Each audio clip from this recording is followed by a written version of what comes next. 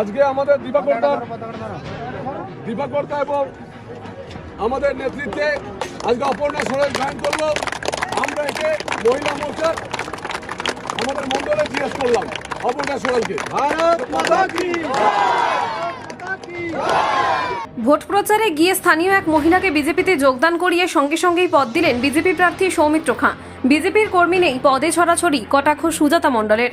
পাত্রসাহের ব্লকের বেলুট গ্রামে বিষ্ণুপুর লোকসভা কেন্দ্রের বিজেপি প্রার্থী সৌমিত্র খাঁ এবং সোনামুখী বিধানসভার বিজেপি বিধায়ক দিবাকর ঘরামি ভোট প্রচারে গিয়ে অপর্ণা সোরেন নামে স্থানীয় এক মহিলাকে বিজেপিতে যোগদান করলেন বিজেপি প্রার্থী সৌমিত্র খাঁ।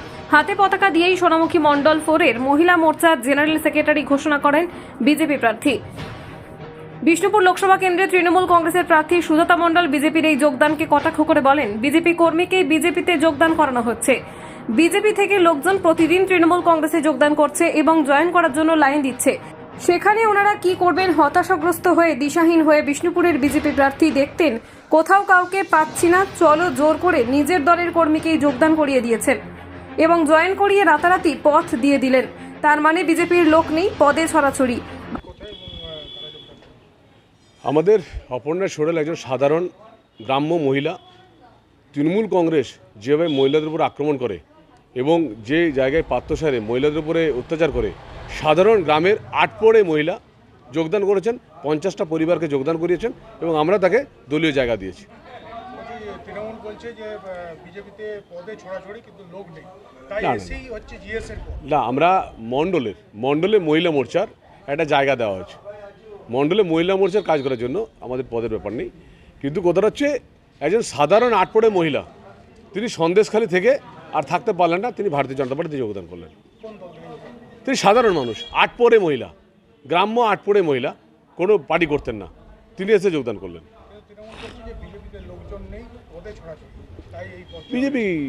বিজেপি মানুষকে ভালোবাসে, তৃণমূল কংগ্রেস চুরি করতে ভালোবাসে, তাই সাধারণ আটপড়ে মহিলাকে নিয়ে আমরা এগিয়ে যাই।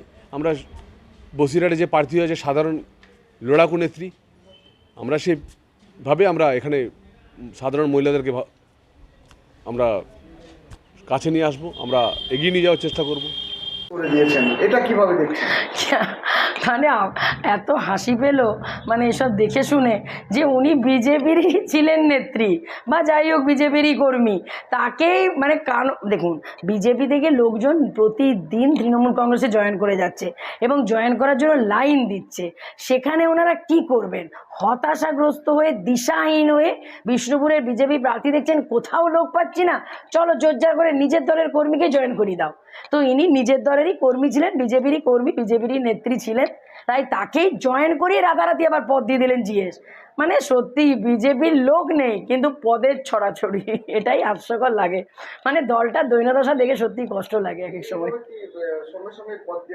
এটা তো তৃণমূলের কালচার নেই, তৃণমূলে তো এই ধরনের এভাবে কোনোদিন তৃণমূলে সংগ্রাম করে না আসে, তৃণমূলে রাতারাতি জয়েন করে জিএস এটা করে দেয় না, ঠিক আছে, বা বিগত কোনো দলেরই এরকম দেখিনি।